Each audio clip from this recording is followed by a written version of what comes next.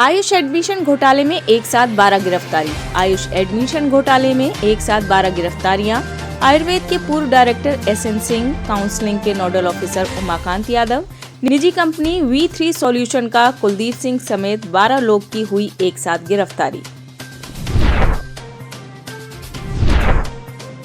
मुस्लिमों द्वारा हिंदू लड़कियों की हत्या पर डिप्टी CM केशव प्रसाद मौर्य का बयान।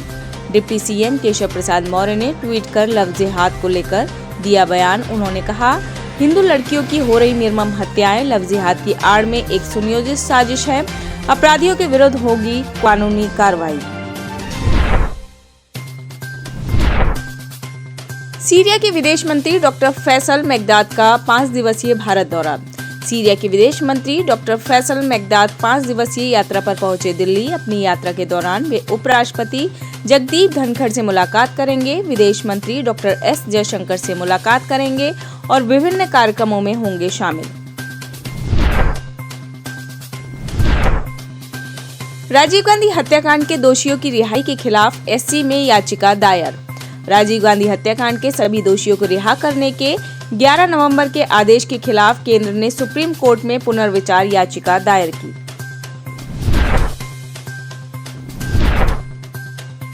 पूर्व मुख्यमंत्री कल्याण सिंह की मूर्ति बुलंदशहर में स्थापित की गई। बुलंदशहर जिले में स्थापित की गई पूर्व CM कल्याण सिंह की मूर्ति। कार्यक्रम में पहुंचे पूर्व CM के बेटे राजू भैया। काली नदी सब्जी मंडी में स्थापित की गई मूर्ति स्थापना में शामिल हुए सांसद, विधायक।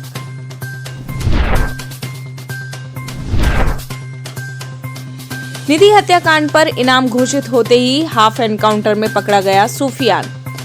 कमिश्नरेट पुलिस को मिली कामयाबी। पुलिस से हुई मुठभेड़ में सूफियान पकड़ा गया। आरोपी सूफियान को लखनऊ पुलिस ने बरी जंगल में मुठभेड़ के दौरान गिरफ्तार किया। सूफियान पर निधि के परिजनों ने हत्या का लगाया है आरोप। छत से फेंकने का परिवार ने लगाया था आरोप। कल रात ही लखनऊ पुलिस ने आरोपी सूफियान पर 25,000 का इनाम रखा था। दुबग्गा इलाके में हुई मुठभेड़। नवजीवन एक्सप्रेस की पेंट्री कार में लगी अचानक आग। आंध्र प्रदेश के गुडूर में नवजीवन एक्सप्रेस ट्रेन के पेंट्री कार में लगी अचानक आग। हालांकि आग के फैलने से पहले ही उस पर काबू पा लिया गया है। आग की सूचना फैलते ही यात्रियों में अफरा तफरी मच गई। रेलवे अधिकारियों ने गुडूर जंक्शन स्टेशन पर ट्रेन को रोककर आग पर तुरंत काबू पा लिया। ट्रेन करीब 1 घंटे तक गुडूर रेलवे स्टेशन पर रुकी रही। ट्रेन में आग लगने के कारणों की जांच की जा रही है।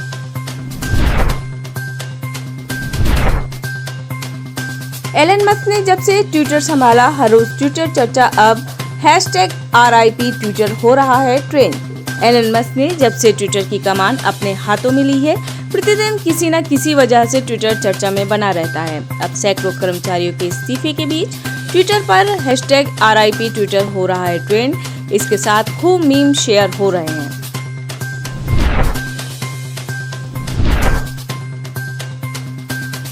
राहुल गांधी और कमलनाथ को जान से मारने की धमकी।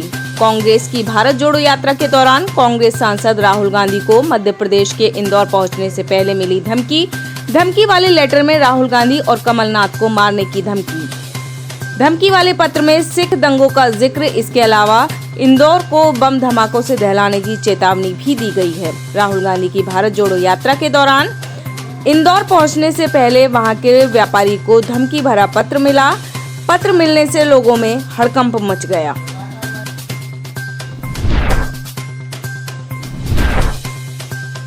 हिमाचल प्रदेश विधानसभा के चुनाव 2022 के नतीजे को लेकर भाजपा चिंतित।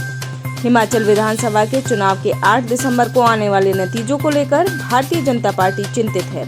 हालांकि गुजरात विधानसभा चुनाव 2022 के तहत 2 चरणों में होने वाले मतदान के मद्देनजर इन्हें नहीं दिखाया जा रहा है, लेकिन आने वाले नतीजों की भनक कई नेताओं को लग चुकी है।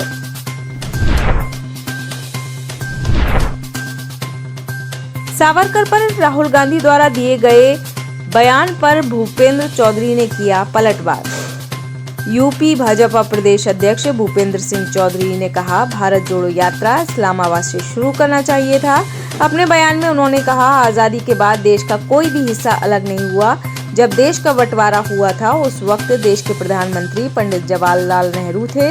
उनके दादा के समय ही देश का बंटवारा हुआ, इसलिए राहुल गांधी को अपनी यात्रा कराची, इस्लामाबाद, लाहौर या मुल्तान से शुरू करनी चाहिए।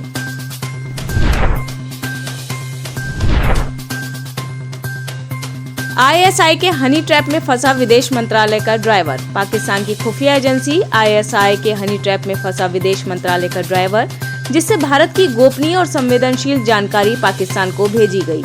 अब गिरफ्तारी के बाद पुलिस उससे अन्य जानकारी जुटा रही है। साथ ही सुरक्षा एजेंसियां भी पता लगाने में जुटी हुई हैं कि उसने अब तक कौन कौन सी इंफॉर्मेशंस पाकिस्तान को दी है।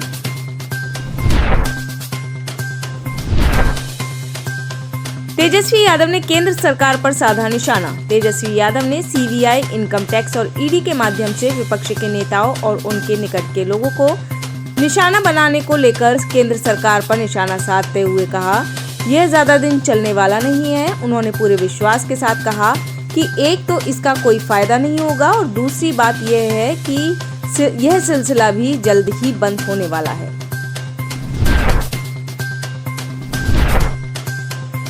बिहार के उद्योग मंत्री समीर महासेठ के घर आयकर का छापा। बिहार के उद्योग मंत्री समीर महासेठ के घर आयकर विभाग की 25 सदस्यीय टीम पटना में उद्योग मंत्री समीर महासेठ के घर और दफ्तर पर सुबह 7 बजे दबिश डाली गई। दबिश में इनकम टैक्स की पटना टीम को शामिल नहीं किया गया। ये छापेमारी झारखंड से आई टीम द्वारा की जा रही है। छापेमारी में क्या मिला, अभी तक इसकी कोई डिटेल सामने नहीं आई है, परंतु इसको लेकर राजनीतिक बयानबाजी भी शुरू हो चुकी है। फिर बढ़ाया गया ईडी डायरेक्टर संजय कुमार मिश्रा का कार्यकाल। प्रवर्तन निदेशालय के डायरेक्टर संजय कुमार मिश्रा का कार्यकाल एक बार फिर बढ़ाया गया। इस बार यह तीसरा मौका है जब सरकार ने प्रवर्तन निदेशक के तौर पर संजय कुमार मिश्रा के कार्यकाल को 1 साल के लिए विस्तार दिया है। आप इस खबर के बारे में क्या सोचते हैं, हमें कमेंट सेक्शन में बताएं। साथ ही ब्रह्मास्त्र न्यूज को सब्सक्राइब और शेयर भी जरूर करें।